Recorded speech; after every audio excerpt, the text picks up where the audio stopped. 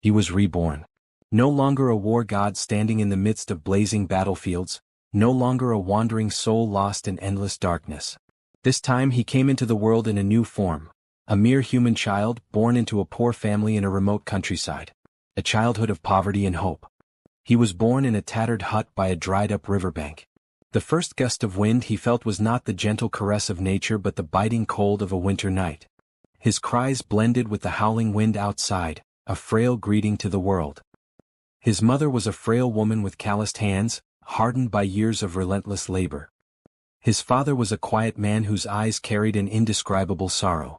They lived off barren fields, where the land gave back little despite their toil. Meals were often nothing more than plain rice with salt and wild vegetables. Yet even in poverty there were glimmers of light. On quiet afternoons, his mother would tell stories in her soft, wind-like voice, sharing dreams she once cherished. She would say, "Even in hardship, let your heart be rich. Never lose hope, my son." On bright moonlit nights, he and his sister would run barefoot through the fields, chasing fireflies. Holding one in his hands, he felt as if he had captured his own tiny star. Despite the hardships, his childhood had its moments of simple joy. The first scars of life. But life never remained peaceful for long. One year, a great storm swept through their village. The rice fields were drowned in floods and their small hut lost most of its roof. That night, he saw his father sitting silently by the fire, his gaze hollow as if everything had been taken from him. Then one day his father fell ill. Without money for treatment, he grew weaker by the day. On his final night, he gripped his son's hand and whispered in a trembling voice, "Be strong, my son." He didn't understand why his tears wouldn't stop falling.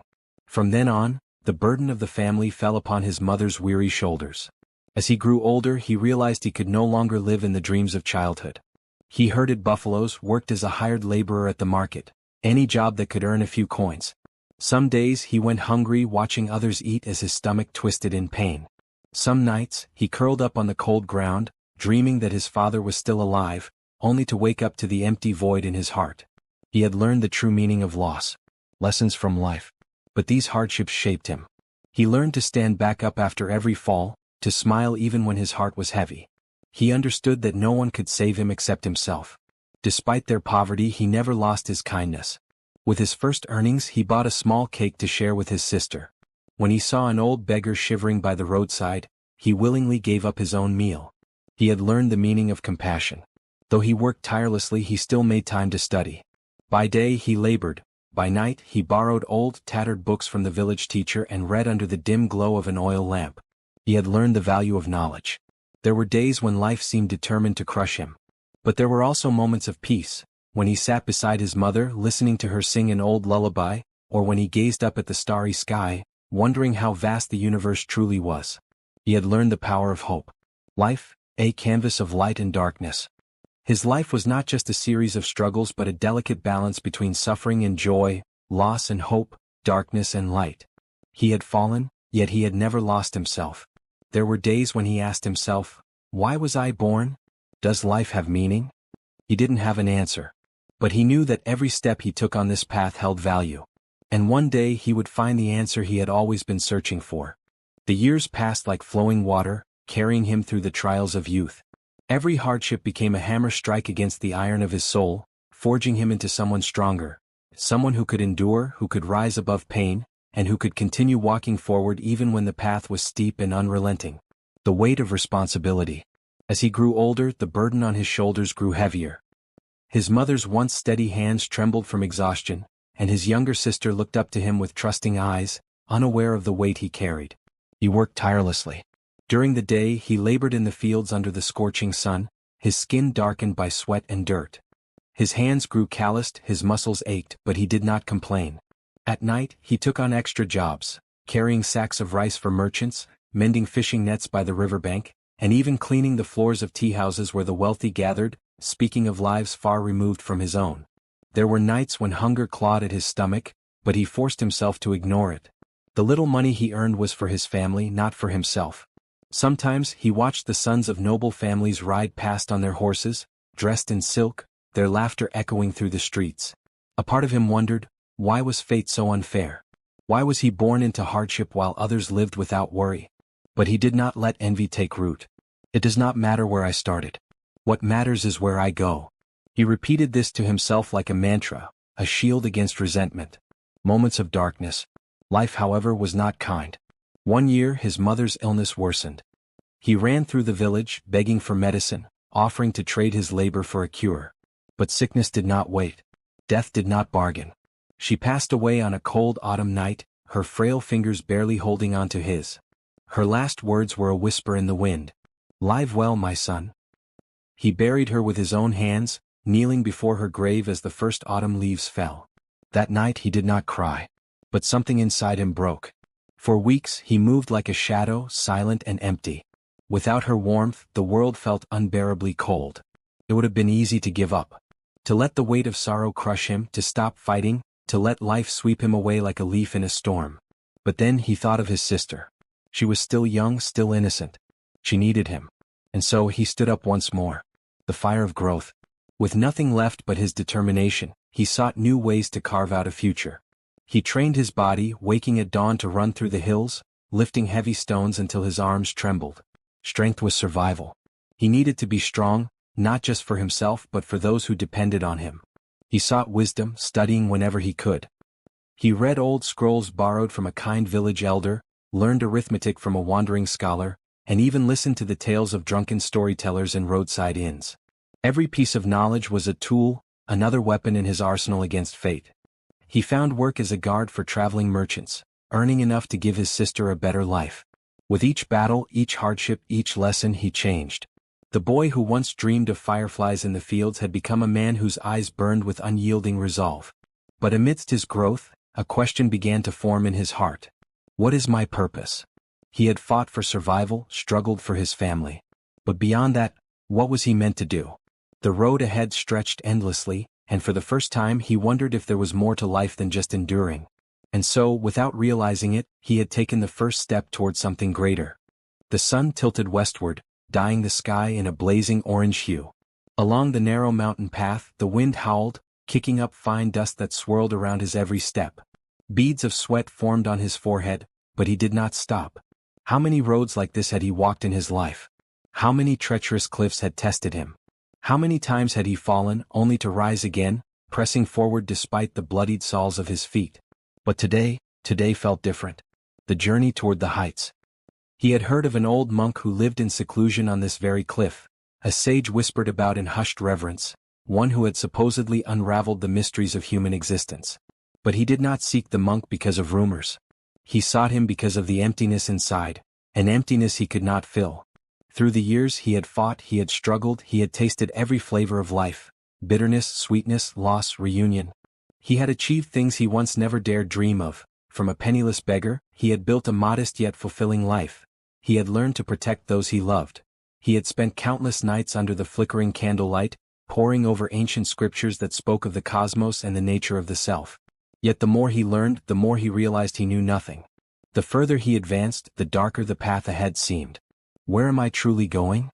The question echoed in his mind over and over. And perhaps, the old monk on this cliff had the answer. A fateful meeting.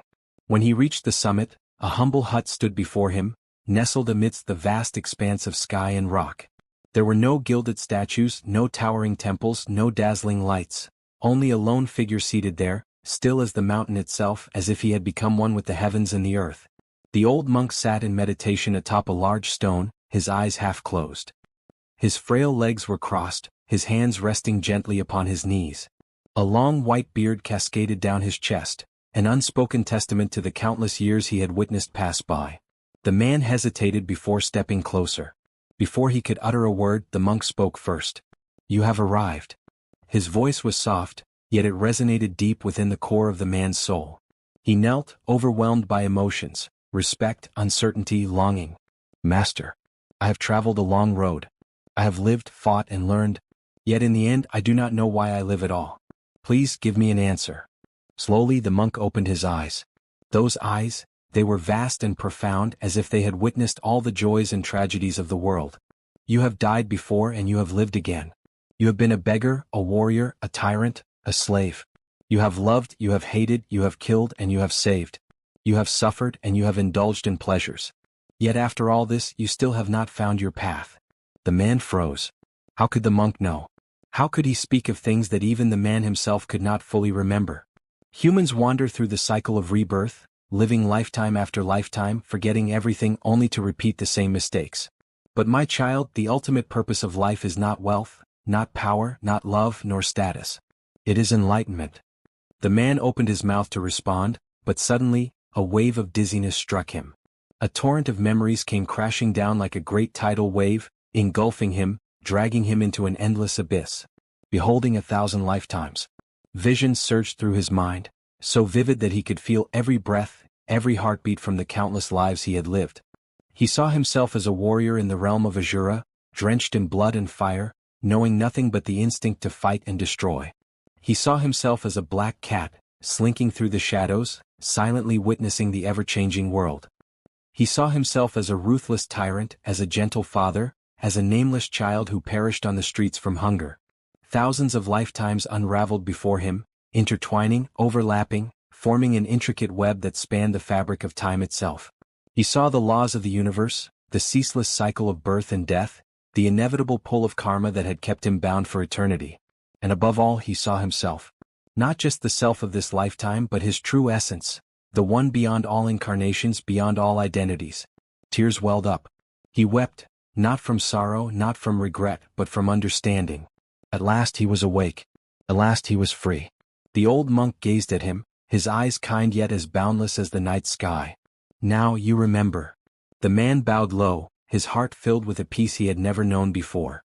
Beneath the cliff, the sun was setting, casting golden rays upon the land. But within his soul, a new light had just begun to rise.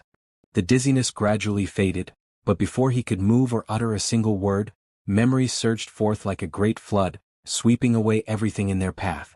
He was no longer sitting on the cliffside. His consciousness became like a feather caught in the whirlwind of time, spiraling through his past lifetimes. Images, sensations, and stories flooded in, too fast, too overwhelming, until he could no longer distinguish reality from illusion. But deep within his soul, he knew that everything he saw was himself. Interwoven lifetimes. He saw himself born into luxury, once a noble prince dwelling within a palace adorned with gold, worshipped by many. But arrogance and a thirst for power led him to betray those who trusted him. The price of his ambition was the downfall of an entire kingdom. That life ended in utter solitude, no one by his side, only ashes and blood staining his hands. He saw himself as a slave, living under oppression, enduring lashings and cruelty every day, forced to kneel before others. But in the depths of suffering he discovered something precious: patience, compassion, and a heart untainted by hatred. Though that life ended in torment, his soul found a moment of peace. He saw himself as a mother, cradling a fragile child in his arms, giving everything to protect it from a cruel world.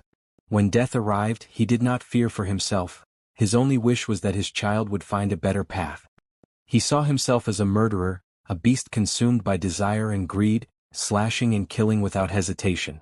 The screams, the terrified eyes of those who perished under his blade, still echoed in his mind. And when the blade of karma finally struck him down, he fell, not in fear of death, but in horror at realizing how utterly lost he had been. He saw countless lifetimes, thousands, millions of different faces, different bodies. At times he was human. At times he was a beast. At times he was a wandering soul, adrift in the unseen realms. Some lives were filled with suffering. Some were fleeting moments of joy. Some were lost in ignorance, while others touched the brink of enlightenment. And then he realized something. Everything is but an endless flow. In every life he had been searching for something. Sometimes it was love. Sometimes it was power. Sometimes it was knowledge. Sometimes it was merely a fleeting moment of warmth in a cold world. Yet no matter what he gained or lost, no matter how high he climbed or how far he fell, in the end all of it crumbled into dust. What people called success, failure, happiness, or suffering, they were nothing but waves passing over the surface of the ocean. They seemed so significant, yet from the perspective of infinite lifetimes, they were mere ripples in the boundless sea of samsara. When he was weak, he cursed fate. When he was strong, he doubted himself. When he lost everything, he grieved. When he had everything, he feared losing it. So in the end, what had he been searching for throughout all these lifetimes? Was it happiness? But happiness was never permanent.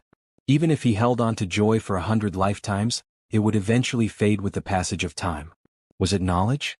But the wisdom of a single lifetime was like a grain of sand in the vast desert of the universe. Was it love? But how many times had he loved and lost? How many eternal vows had been buried in the sands of forgetfulness? Was it power? How many kingdoms had risen only to fall? How many rulers had once sat on golden thrones, only to be reduced to nameless graves? The cycles repeated endlessly, until now. The door has opened. In that moment of realization he felt a lightness in his soul. For the first time in countless lifetimes he no longer feared, no longer desired, no longer struggled against fate. He looked upon himself, not just this life but every self he had ever been. He saw every sorrow, every mistake, every hope, every moment of beauty he had ever touched. And he smiled. Because now he understood. Everything he had ever sought was never out there. It was never in some distant world. It was never waiting for him in a perfect life. It had always been within himself. He had wandered through millions of lifetimes, only to finally see that the most important thing was not what he had gained, but that he had truly come to understand who he was. And with that understanding, with no more chains binding him, he felt something dissolve. An invisible shackle. A never-ending cycle. A wall that had separated him from absolute freedom. Then a gentle light emerged within him. Not the blinding radiance of glory. Not the dazzling brilliance of knowledge. But the soft glow of awakening. He was completely free. He was truly enlightened. And in that very moment, a door appeared before him. Not a door leading to another lifetime, but the door out of the endless cycle of rebirth. At last, the long journey had reached its end. There was nothing left to seek. He had returned home.